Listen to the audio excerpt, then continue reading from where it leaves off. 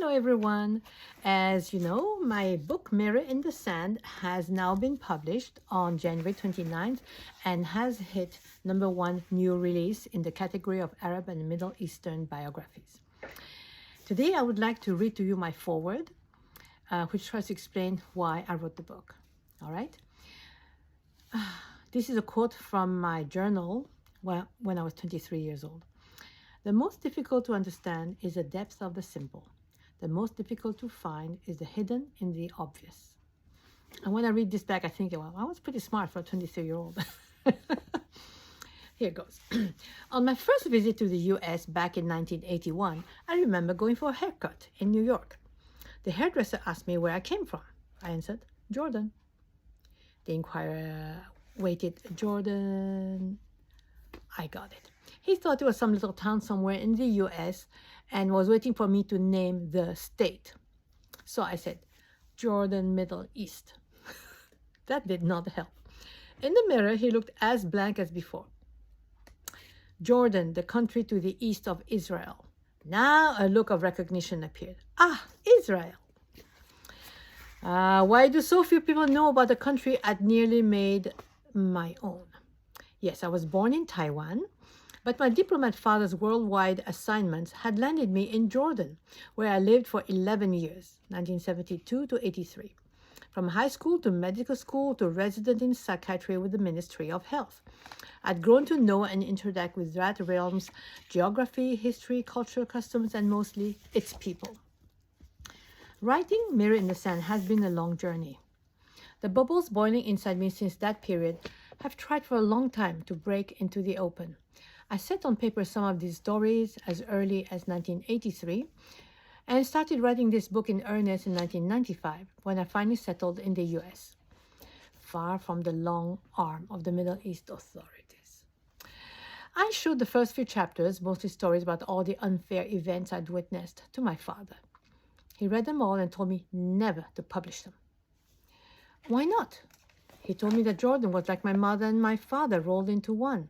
This country had nurtured me, fed me, sheltered me, and educated me. I owe them respect and love and should not publish their dirty laundry in public.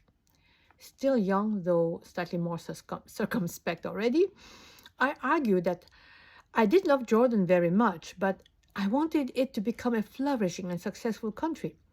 Look at the United States, I went on. Why do you think they are such a great nation? Because they allow criticism and then try to improve themselves. My father shook his head.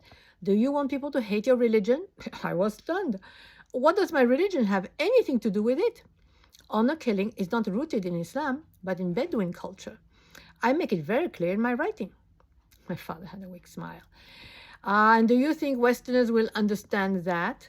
They dumped the Middle East, the Arabs, Islam, and the Muslims all together into one and cannot distinguish the difference. No.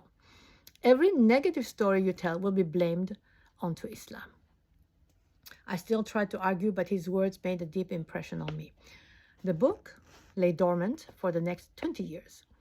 By the time I considered myself retired, or maybe semi-retired, I started finally launching a career as an author.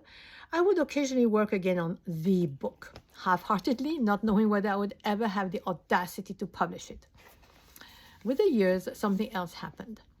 My initial youthful cauldron of bubbling resentment had long simmered away and left in its place a calm lake which achingly reflected my past. When reminiscing about those years, happy memories also resurfaced, bathed in the coral and golden glow of Amman sunsets. I was finally ready. Still trying to avoid direct criticism, I tried to cloak the stories within a fictional story, but it failed badly. The stories would still jump out vividly at the various readers whom I asked for a critique, but the fictional crumbs looked exactly like fictional crumbs. I finally faced it. It had to be told as it was. It had to be a slice of a memoir, a piece of creative nonfiction. Once the decision was made, the next problem was its organization. Real life happens one day at a time, and real stories take time to develop, while other stories happen concurrently. The only way to make this slice of my life filled with activity and experiences readable at all was to let go of chronicity and focus on one topic at a time. And so in these pages, I'm offering you, dear reader, a look at my coming of age years in a country not mine by birth, but by accident of travel. Memories do tend to become warped with the bias of time, and I cannot swear to the complete accuracy of every single story anymore. All names have been changed, except for well-known personalities such as King Hussein and relatives of friends who have given me their permission. I hope you will enjoy these reflections and reminiscences, golden with the lens of time. I've come to realize that they are more than the people and events I witnessed. They reflect my soul. And so originally I had more negative stories.